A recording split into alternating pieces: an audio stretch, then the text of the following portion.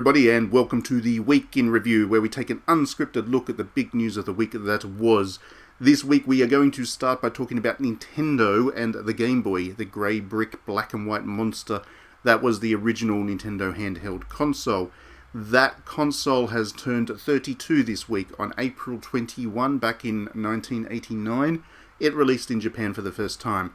It would come to other markets later on, but its birth as such was this week, and it has been a monster for Nintendo. It sold 118 million units worldwide by the end of its lifespan, and it has continued to resonate and be a console that people have remembered fondly in the years since. It was certainly the reason that I got into gaming at all.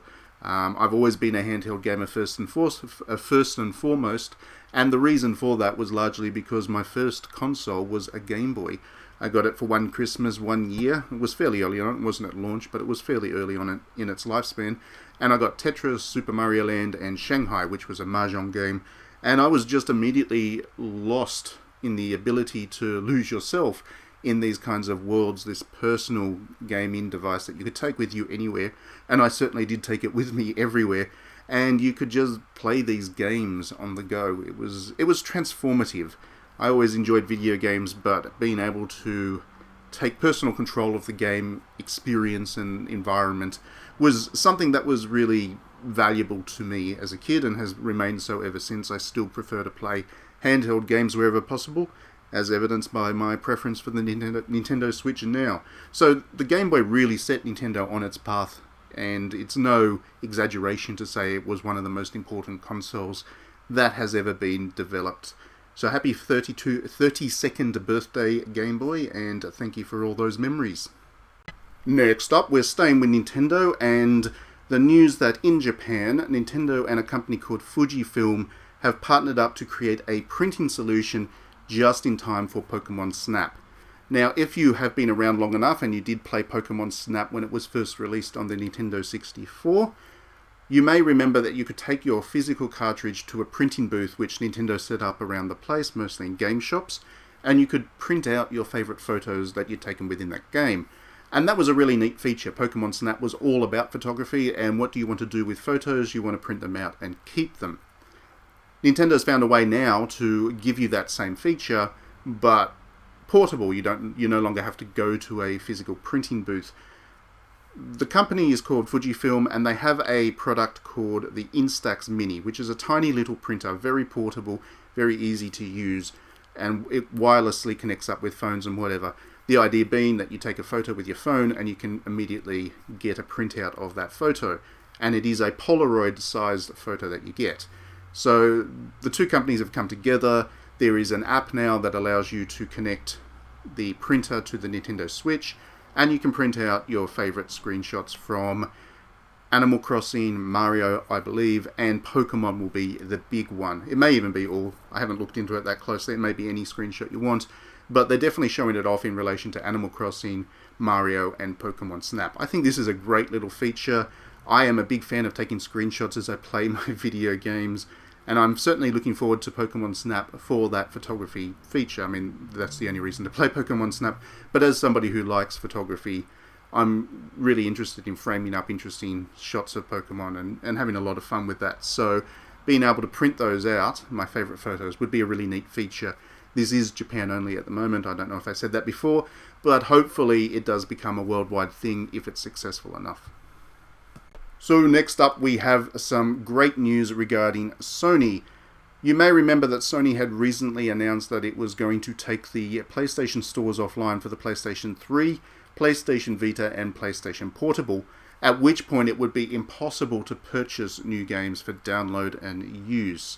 You'd still be able to use the consoles, you'd still be able to re-download existing games, but you wouldn't be able to buy new ones. And this was a big problem because on those platforms there were a lot of games that were not available elsewhere, so once the storefronts were gone, there would be no way to get into those games for the first time.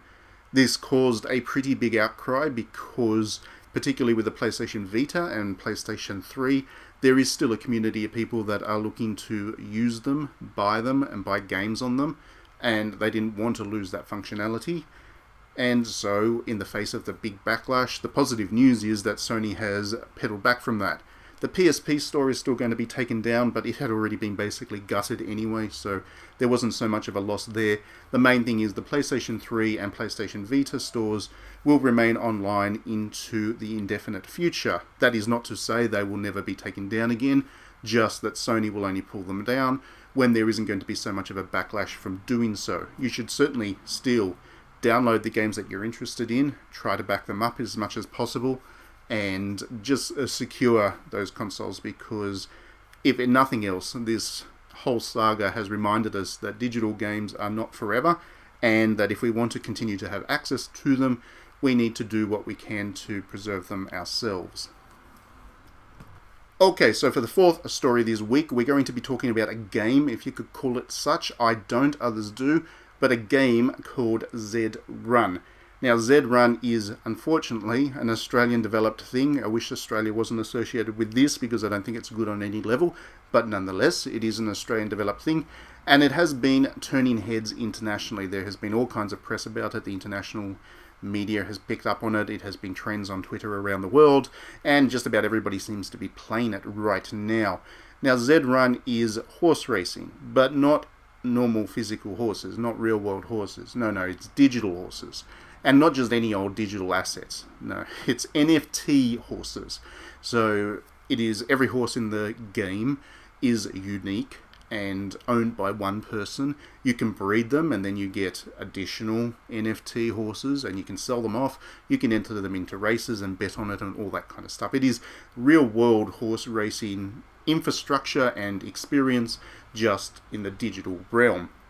And there is real money in there. One horse owner has earned $162,000 from one of their horses, so it must have been a pretty good horse. But this thing is disgusting on every level. It's absolutely disgusting. Firstly, it is complete gambling. There is no ifs or buts about it. It's not fiddling around the edges like loot boxes do. There's no excusing it. It is gambling in every way. It is as gambling as a poker machine or roulette table or anything else like that. It is actual gambling. Secondly, it is NFTs, and as I've been talking about here on this channel over the last couple of weeks, NFTs are immoral for the simple fact that they are catastrophic for the environment. And you'd think an Australian company would be a little bit more respectful of the environment, since we have very little of it. But no, it is catastrophic for the environment, and the entire tech industry is in love with it because you can make a lot of money from it, because it is a grift, and nobody seems to be caring about the environmental impact of these NFTs. And it's just disgusting on every level. This is what NFTs are going to do to video games. You think Zed Run is the first one?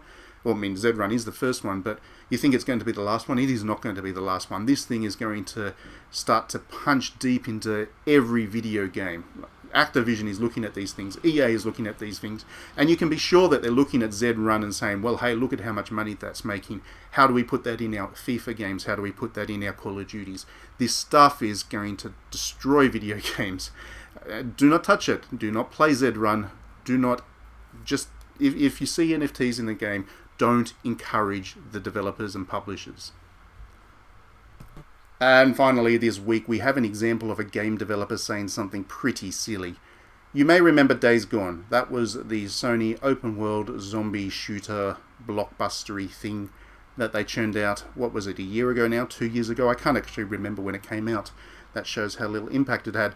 But that game is not getting a sequel. We found out about that, I think it was about a week ago, and Sony confirmed that the plans that they had in place to do a Days Gone 2 got scrapped, amongst other things, within an internal review of what they were doing. And when they were interviewed about that, when the developer was, the writer and creative director behind the game said that if people weren't going to buy video games at upfront price, they can't then play it cheap, love it, and then complain that the game didn't get a sequel. Basically, his argument was, because people aren't supporting games up front, sequels are getting canned, and that's kind of the consumer's fault. Except it's not. That's the point. I do agree that consumers have a pretty warped sense of value in video games. Every single time I write an article about a game, I have inevitably some comment saying, I'm not going to buy it at full price, I'll wait for a discount or whatever. And that's the industry's fault. They've been the ones that have encouraged that practice. When a top quality game gets discounted within weeks of it being released, you encourage people to wait those weeks to play the game. When free-to-play games are given out and then monetize through microtransactions, you can't then turn around and say, hey, buy this game for $80, $90, $100 upfront when people are getting 200, 300 hours of play out of this thing that they didn't pay for. The games industry is the reason that people have this weird sense that games don't have that much value. And if the games industry wants to turn that around, then they need to start insisting on the value of their games. They need to stop doing free-to-play. They need to get rid of the microtransactions. They need to put that effort back into making premium games of premium quality and do what Nintendo does and leave them at that price. Every time you discount, you encourage people to wait for discounts. That is not the consumer's fault. That is the industry's fault.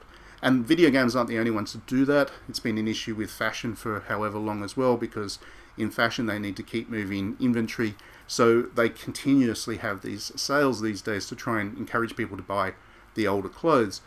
That doesn't work so well for the video game industry, because where fashion is constantly churning out new stuff, video game developers only create one game every year or two, or maybe 3 or 4. They need to keep the value of their game much longer, and they don't. And that is the problem. It is not the consumer's behavior, it is the industry's behavior that is the problem. Anyway, that is enough for this Week in Review wrap. Thank you as always for tuning in. Do let me know your thoughts in the comments. Let's have a chat about some of this news. Otherwise, have a great weekend, play lots of games, have lots of fun. You can subscribe to this channel if you're not already, and doing so you'll get to see all of the videos as I put them up live. And if you do enjoy my work, please do consider backing me on Patreon. You can do so for $1 a month or more if you're feeling generous. And in return, not only are you supporting everything that I do on this channel, but there is a monthly magazine that we are now doing. And you can get the first one right now if you subscribe to the Patreon, and you'll get one every month going forwards as well. It's a good magazine if I do say so myself. Thank you as always for watching. We'll see you at the next one.